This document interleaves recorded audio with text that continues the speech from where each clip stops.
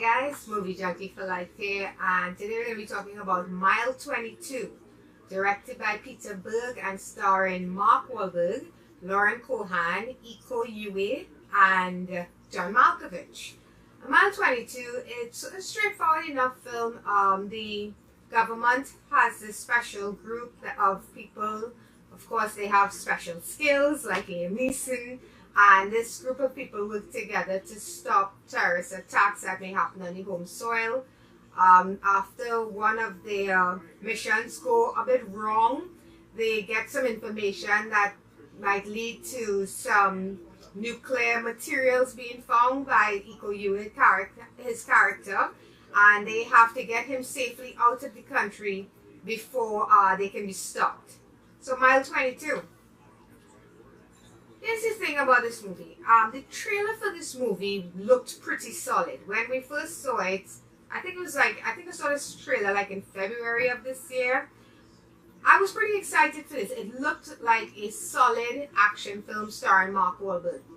And Mark Wahlberg is an actor that I don't have a lot of problem with. And I think that when he works with a director that knows how to lead him, so to speak, he puts out really good work. Now, he and Peter Berg, they work together on Lone Survivor, a movie that I also, I wasn't like ecstatic over it, but I thought it was a solid film.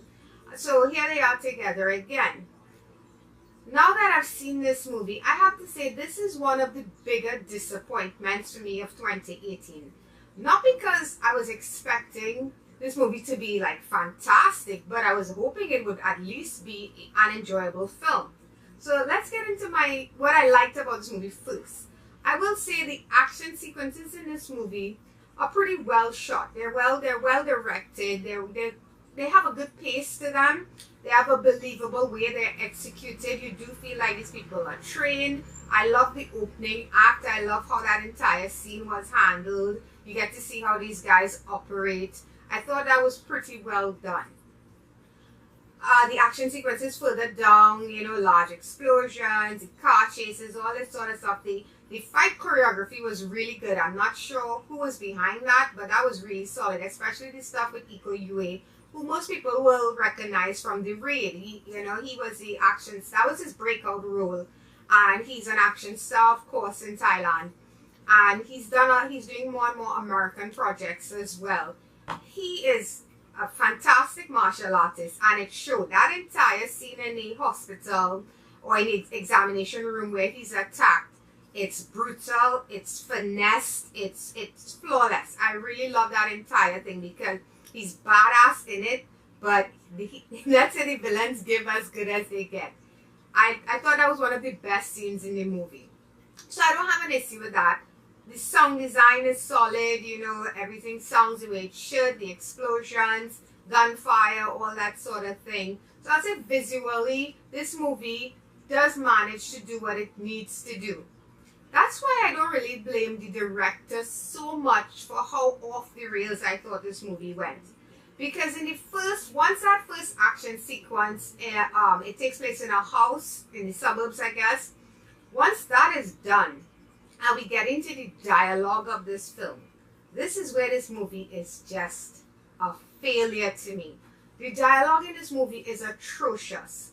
Not so much what they're saying, but the style in which this thing is executed. Mark Wahlberg's character says about 1,000 words a minute. Everybody talks over the other person. Everything is super fast, to give this feeling of everything being rushed, everything being important and urgent and critical. But it doesn't come across like that. As somebody who has to sit in a theater and listen to that, after 10 minutes, I wanted to punch Wahlberg's character in the face. He came across like such an unlikable prick. People talk about Tom Cruise's character, Nick, in The Mummy as being unlikable.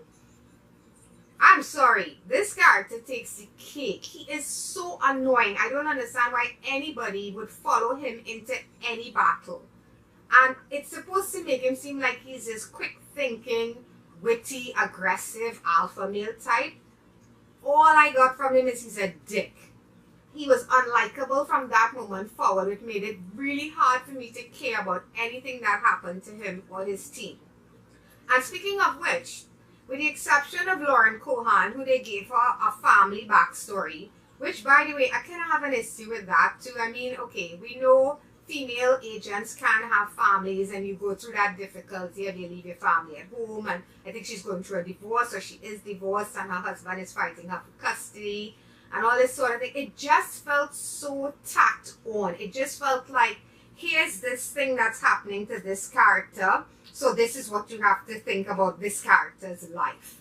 It was totally unnecessary. It added nothing to the story. I never felt connected to her family in any way to say that if something happened to her, you'd be worried about how it would impact them. It just felt unnecessary.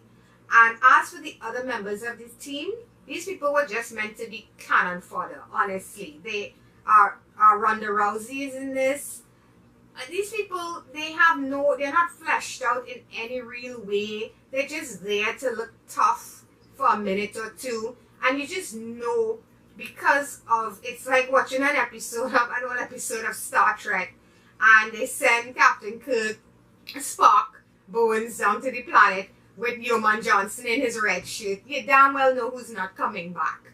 This movie did that all the time. I never once felt any worry for certain characters in this movie, because you just know, because of who they are, they're probably gonna make it to the end, sort of thing.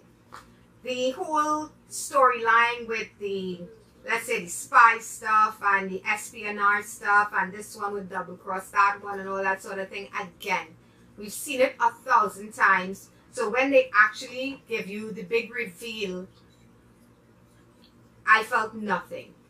All I can say in the end, guys, is this movie, if you want to see this movie, I don't recommend going to cinema to see this movie. I don't think it's worth your hard-earned theater cash to go and see this movie in cinemas.